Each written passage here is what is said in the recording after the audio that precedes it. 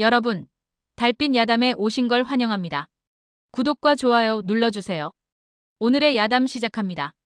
옛날 옛적 조선 후기 큰 강을 끼고 번성하던 나루터 마을이 있었습니다. 한겨울 강물에서 안개가 피어오르는 날이면 저승길과 이승길이 겹친다는 소문이 사람들 사이에서 은밀히 전해지곤 했지요. 이 마을에 나룻배 사공 유만석이라는 사내가 살고 있었습니다. 만석은 32의 나이에 5살 난 딸 보기와 병약한 노모를 모시며 홀로 나룻배를 저어 생계를 꾸려나가고 있었지요. 아내는 지난해 역병으로 세상을 떠났습니다. 그날 이후로 만석의 얼굴에서는 웃음이 사라졌지요.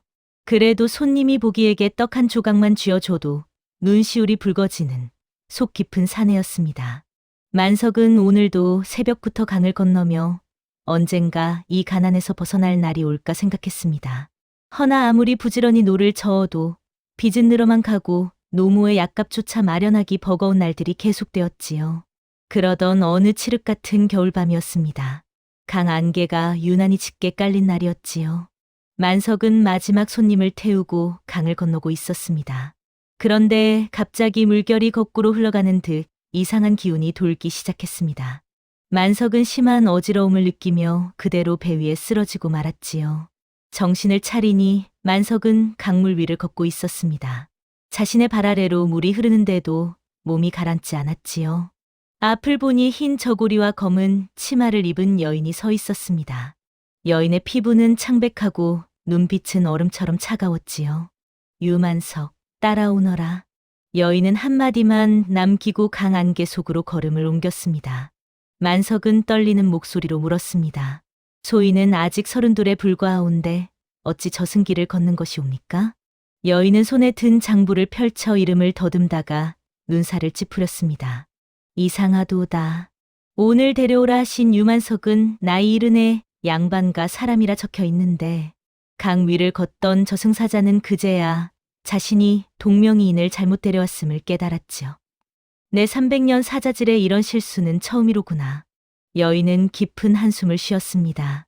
돌려보내야 하지만 빈손으로 되돌리기에는 인과의 균형이 맞지 않았지요. 여인은 소매 속에서 옥으로 만든 가느다란 비녀 하나를 꺼내 만석의 손에 쥐어주었습니다. 이 비녀를 지니는 동안 남의 복이 내 곁으로 흘러들 것이다. 허나 진짜 주인이 나타나면 반드시 돌려주어야 하느니. 눈을 떠보니 만석은 다시 나룻배 위에 쓰러져 있었고 차가운 강바람이 뺨을 스쳤습니다. 꿈인가 싶어 손을 펴니 그 안에서 희미하게 빛나는 비녀가 차게 식어가고 있었지요.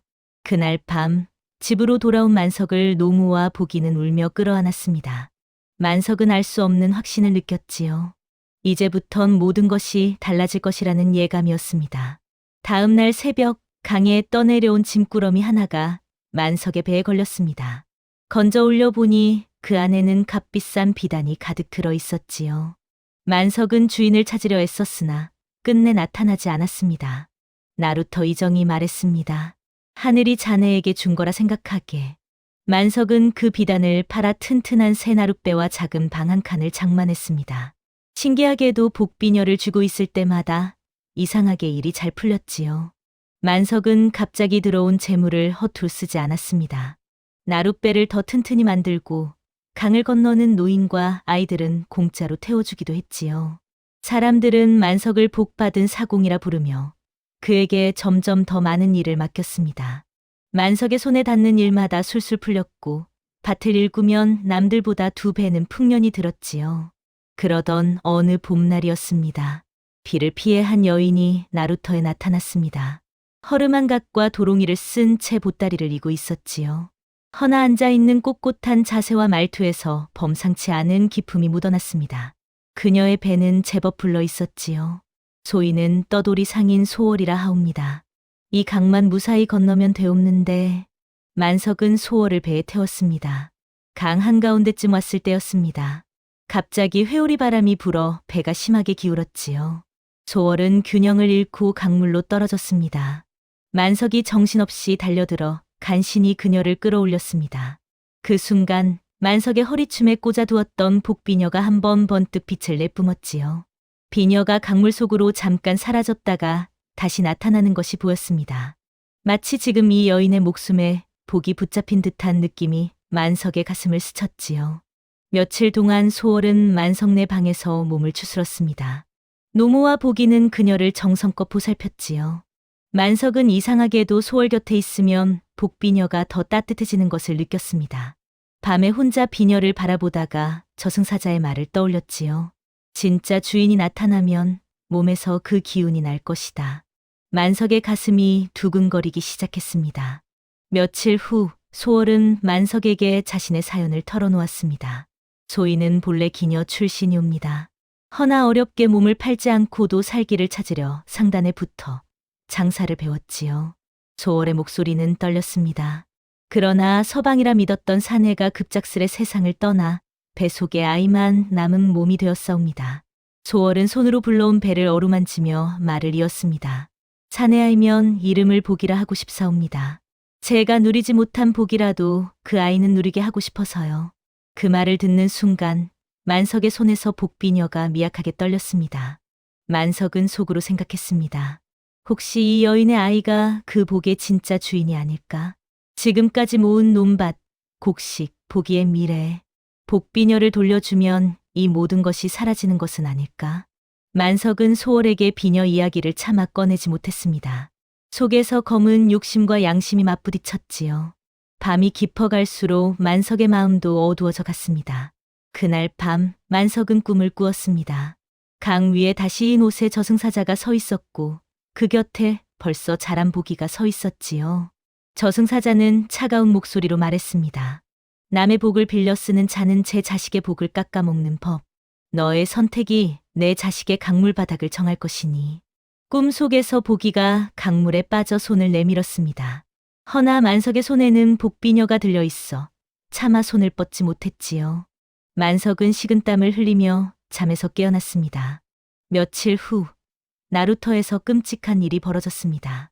보기가 발을 헛디뎌 강물에 빠진 것이었지요. 만석이 미친 듯이 뛰어들어 딸을 건져 올렸습니다. 그 순간 복비녀가 손에서 미끄러져 강물 속으로 가라앉았지요.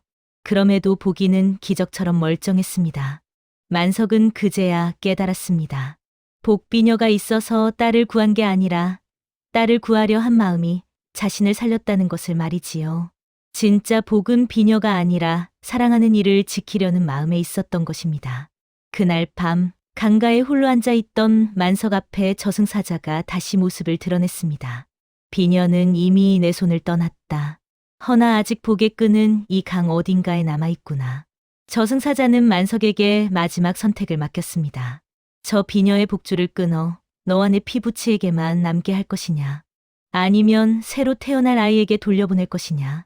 만석은 눈을 감고 강물에 머리를 숙였습니다. 소인의 복은 여기까지였사옵니다. 복비녀의 복은 그 아이에게 돌려보내 주시옵소서. 저승사자는 고개를 끄덕이며 강 안개 속으로 사라졌지요. 몇 달 후 소월이 아이를 낳았습니다. 산파가 기쁜 목소리로 외쳤습니다. 튼튼한 사내 아이로다. 소월은 떨리는 목소리로 말했습니다. 아이 이름은 차복이라 하겠사옵니다. 제게 차고 넘치는 복 모두 이 아이에게로 흘러들라 믿고 싶사옵니다. 아이가 태어나는 순간 창밖강 위로 한 줄기 달빛이 비쳤습니다. 강물 안 깊숙한 곳에서 옥빛이 한번 번뜩였다가 사라졌지요. 세월이 흐르고 흘렀습니다. 만석은 보기와 차복 그리고 소월과 함께 한 집에 살았습니다. 사람들은 그를 나루터의 복 많은 사공이라 불렀지요. 예전만큼 기묘한 행운은 없었습니다. 허나밭은 해마다 제법 풍년이 들었고 아이들은 병치레 하나 없이 우럭무럭 잘 자랐습니다. 어느 날 만석은 보기에게 말했습니다. 진짜 복은 내 밥그릇을 나눌 누군가가 옆에 있다는 것이란다. 보기는 동생 차복의 손을 꼭 잡았습니다.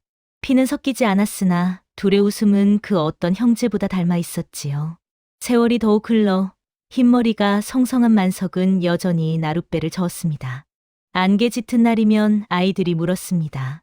할아버지, 정말 예전에 저승사자를 만난 적이 있어요? 만석은 빙그레 웃으며 대답했습니다. 그래. 근데 말이다. 저승사자보다 더 무서운 건 자기 욕심이더구나.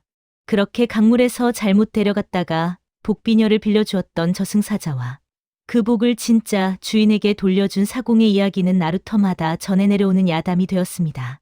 옛말에 이르기를 복은 빼앗아 쓰는 것이 아니라 나누어 흘려보낼 때 진정으로 자신의 것이 된다고 하였습니다. 욕심을 내려놓고 마땅한 이에게 복을 돌려준 만석의 선택이야말로 그에게 가장 큰 복을 불러왔던 것이지요. 다음 영상을 빠르게 만나보시려면 좋아요와 구독을 눌러주세요. 그럼 더 재미있는 영상으로 찾아뵙겠습니다. 모두 행복한 하루 보내세요.